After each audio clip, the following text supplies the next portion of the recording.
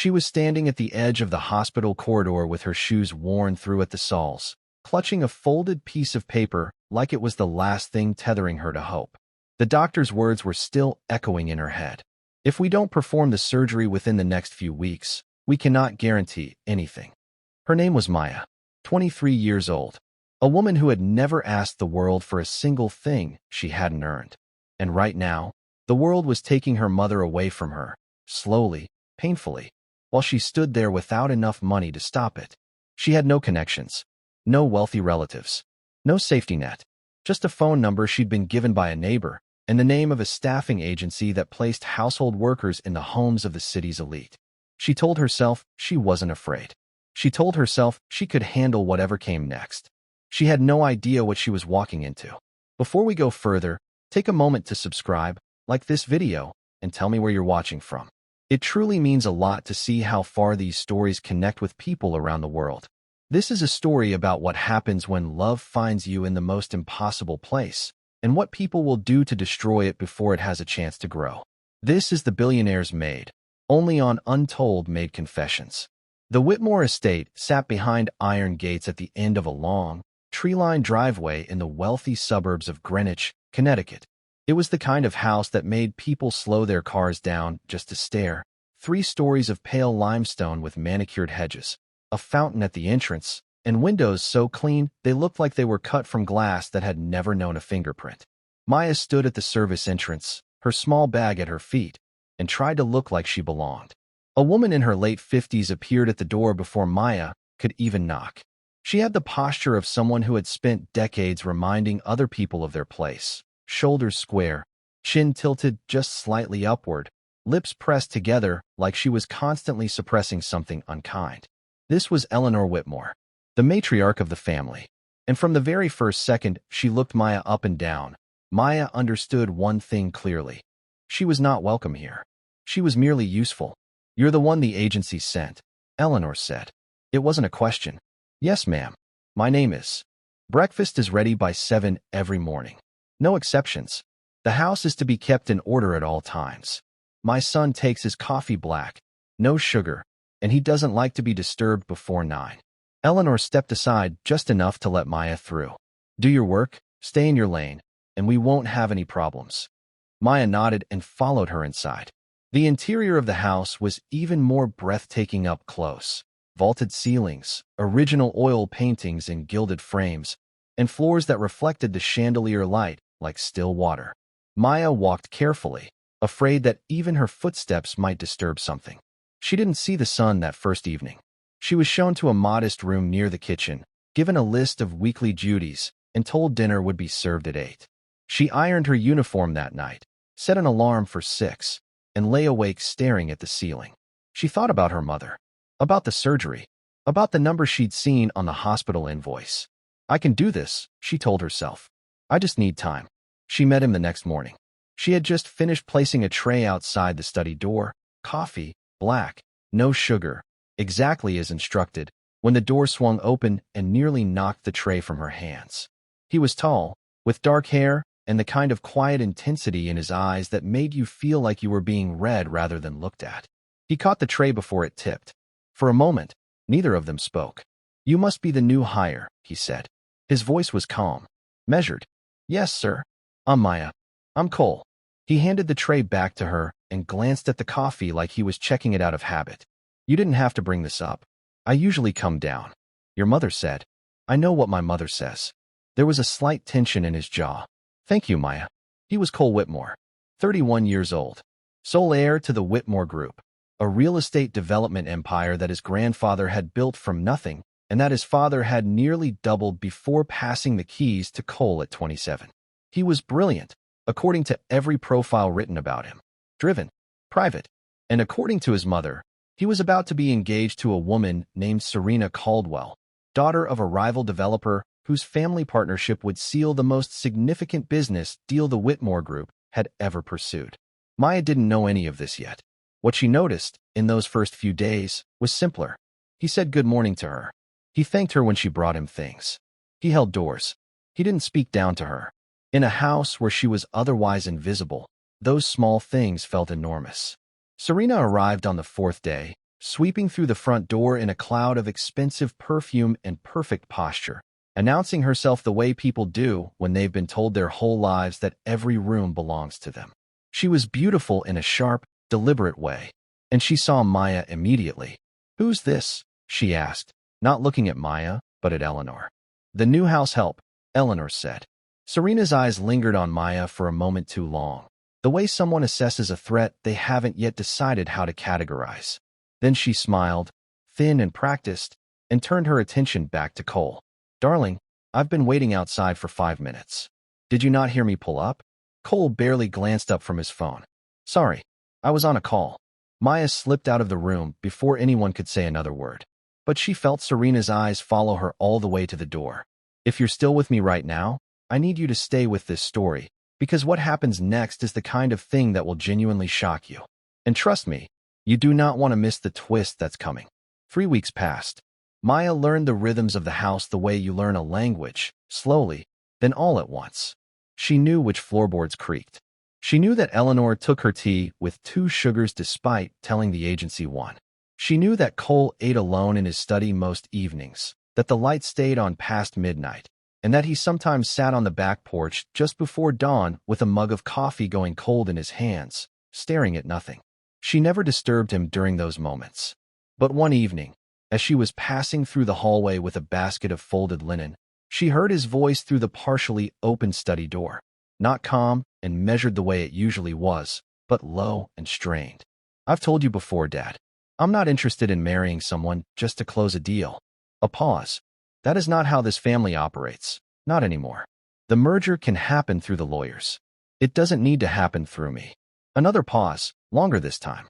"I understand what's at stake. I'm telling you, I'll find another way." She walked past quickly, not wanting to intrude.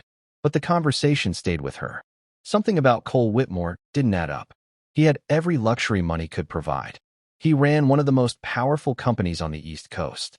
And yet the sadness she caught in his eyes sometimes, in the quiet moments between all the noise of his life, was the sadness of a man who felt trapped.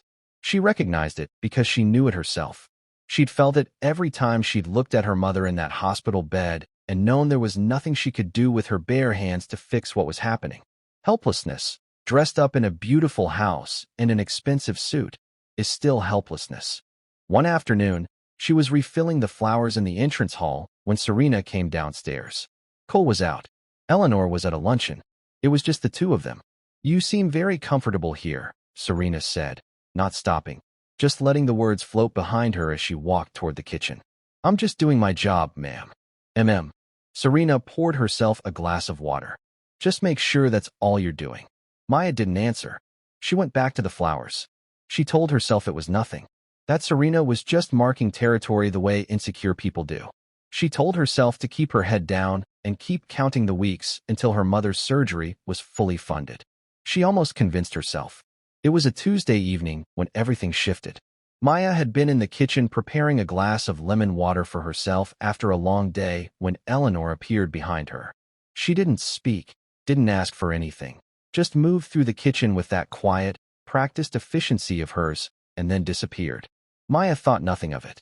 She drank her water, went to her room, sat on the edge of her bed to call her mother. "Mama, how are you feeling?" "Better today, baby.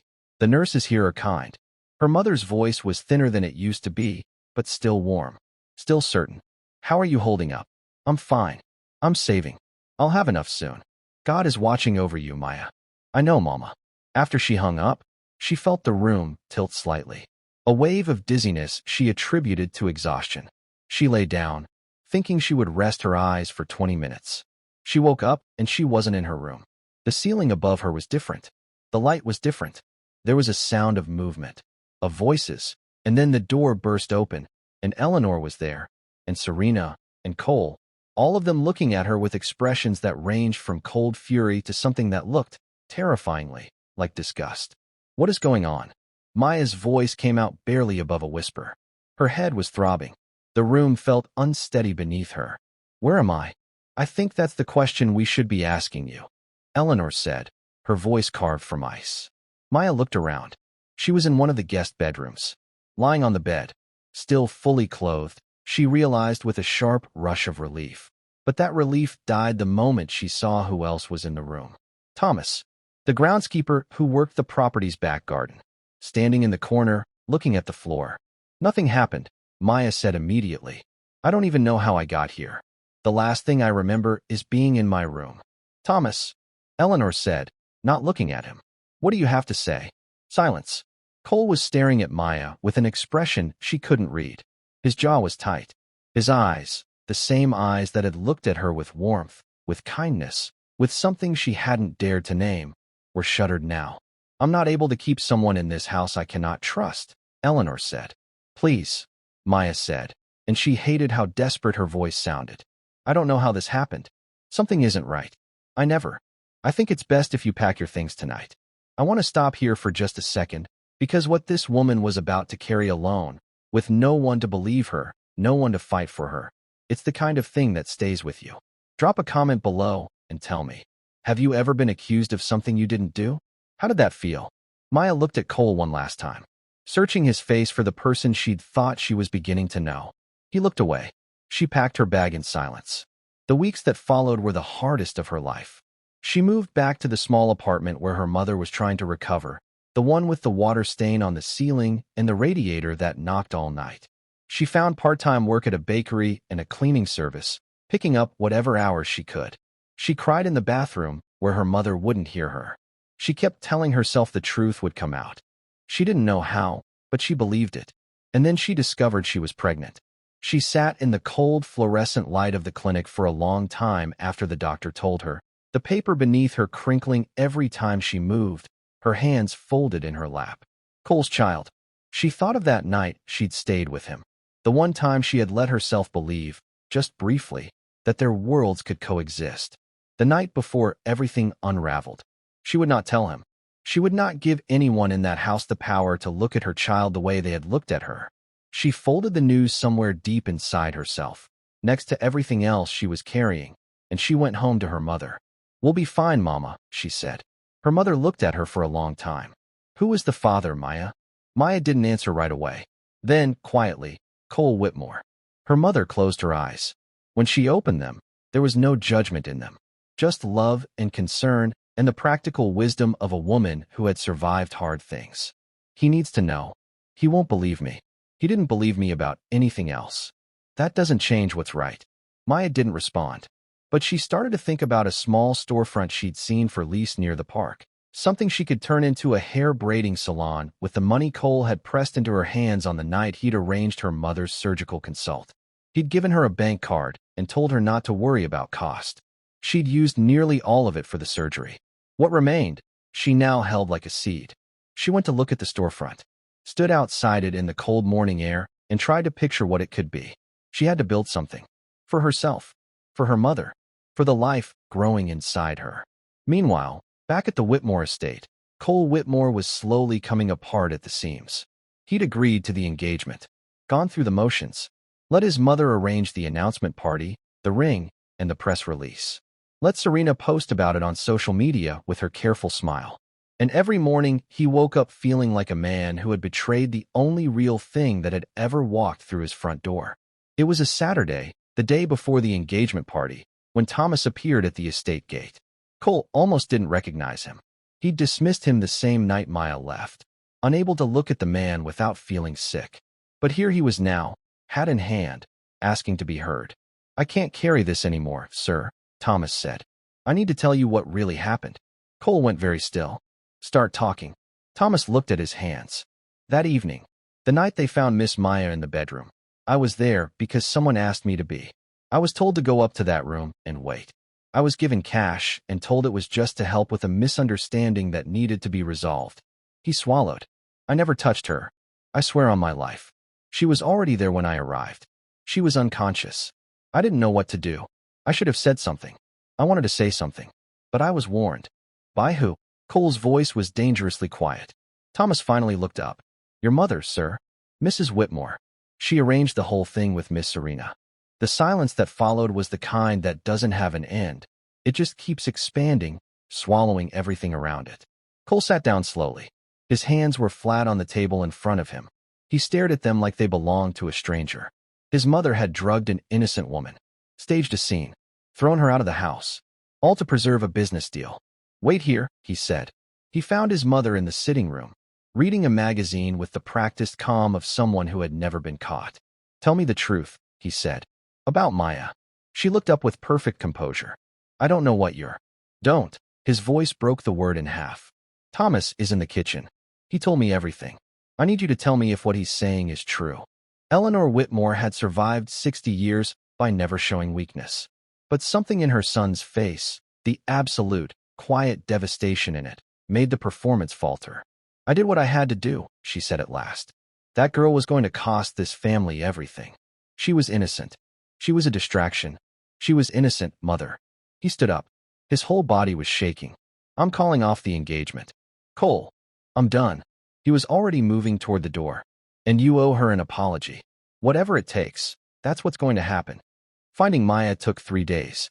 The apartment she'd shared with her mother was vacant. A neighbor said they'd moved, but didn't know where. Cole drove through neighborhoods he'd never had reason to enter before, asking questions, following thin threads of information. It was a woman named Dana, a friend of Maya's from the neighborhood, who finally pointed him in the right direction. She's not going to want to see you, Dana said flatly. I know. You really hurt her. I know. Dana studied him for a long moment. Come back in the morning. I'll take you to her. He didn't sleep that night. The next morning, Dana led him to a quiet block on the east side of the city, where a row of narrow brick buildings stood shoulder to shoulder. He saw Maya before she saw him. She was standing outside the door of what looked like it was being slowly transformed into a small storefront, a window freshly wiped, a hand-lettered sign propped against the glass, a bucket and mop leaning against the wall. She was moving slowly, deliberately, her hands pressed to her lower back in a way that made his chest tighten. Maya, she turned. When she saw him, the expression that crossed her face wasn't the one he'd been hoping for. It was guarded, exhausted. It was the face of someone who had stopped expecting anything from the world and was simply trying to survive it. You found me, she said. What do you want, Cole? I need to explain. Please. Explain what? I tried to explain. No one listened. You're right. He stepped closer but stopped when she didn't move. I should have listened. I didn't. And I am so sorry, Maya. I am more sorry than I know how to say. I brought Thomas here because you need to hear it from him. Because you deserve to know that it wasn't your fault. None of it. Thomas stepped forward from where he'd been hanging back, 3 feet behind Cole. He looked at Maya, and his voice broke almost immediately. Miss Maya, I am so ashamed. What happened that night wasn't your doing. Mrs. Whitmore and Miss Serena planned it together. They put something in your drink while you were in the kitchen and moved you to that room to make it look like something happened. I should have told the truth from the start. I'm sorry. I should have protected you. I didn't. Maya was very still. She had one hand on the doorframe. Her eyes were bright, but her face was composed in the way of someone who has cried everything out and is now simply standing in the aftermath. I knew, she said quietly. I knew something was wrong with me that night. I knew I hadn't done anything, and nobody believed me. I believe you now, Cole said. I know that might not mean anything, but I'm here, and I'm telling you, you never should have been put through that. A long moment passed. Then Maya looked at him. Really looked, for the first time since he'd arrived. And he saw that underneath the exhaustion and the hurt, she was still herself.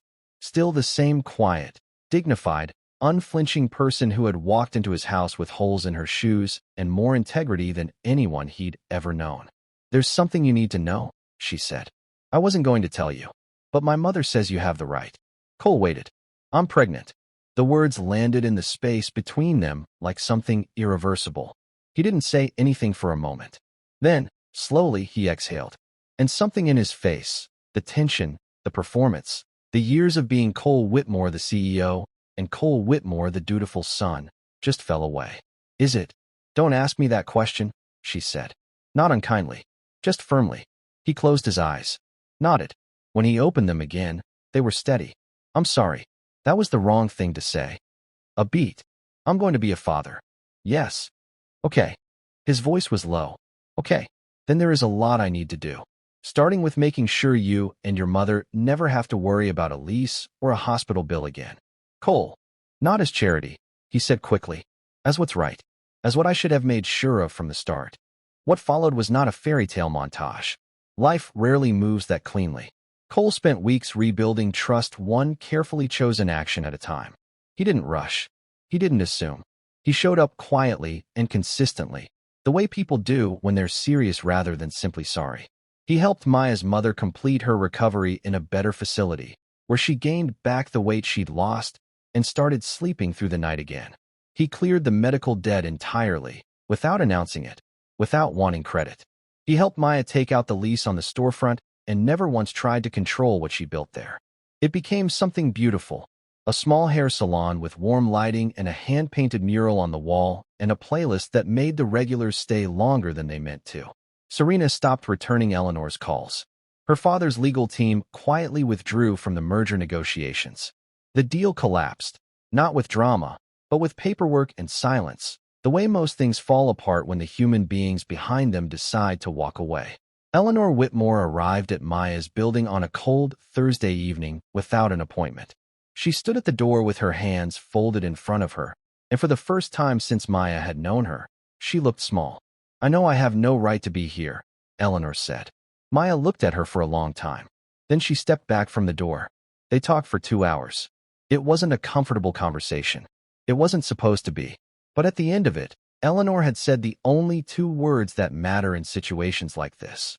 "I'm sorry," and meant them, which Maya could tell because she didn't add any qualifiers. Forgiveness, Maya had learned, isn't a feeling. It's a decision. You don't forgive because the person deserves it. You forgive because carrying the weight of someone else's cruelty is too heavy a thing to carry your whole life. She chose to put it down. "I need to ask you something, and I mean this genuinely. If you were Maya, could you have forgiven?" Scroll down and drop your answer in the comments. I read every single one, and this story especially. I want to know how you feel about this moment right here. On a warm evening in June, 6 months after their daughter was born, a girl with Maya's eyes and Cole's stubborn jaw, they sat on the back porch of a new house, the baby asleep between them in a cushioned basket. Cole turned to Maya and said, "I want to ask you something." She looked at him. "I know I didn't get any of this right in the beginning." He reached into his jacket pocket. Inside was a ring, small and elegant, nothing like the enormous statement piece he'd once bought for Serena. Just a simple gold band with one bright stone at the center. "But I want to spend the rest of my life getting it right. Maya, will you marry me?" She looked at the ring for a long time. Then she looked at her daughter's sleeping face. Then she looked at the man beside her, who had fumbled badly in the dark but had found his way to her in the light. "Yes," she said. This story is a reminder that the most powerful thing a person can offer another person isn't money or status or connections. It's belief. The simple, radical act of believing someone when they tell you the truth, especially when it's easier not to. Maya never asked for anyone to save her. She saved herself, piece by piece, with whatever she had in her hands at the time. All she ever needed was for one person to say, "I believe you." Sometimes that's all any of us need. If this story moved you today, please subscribe to Untold Maid Confessions and hit the notification bell so you never miss a new story. Every week, we bring you the kind of stories that remind you why people are worth believing in. Like this video, share it with someone who needs to hear it, and drop a comment below telling me what part of this story hit you the hardest. I'll see you in the next one.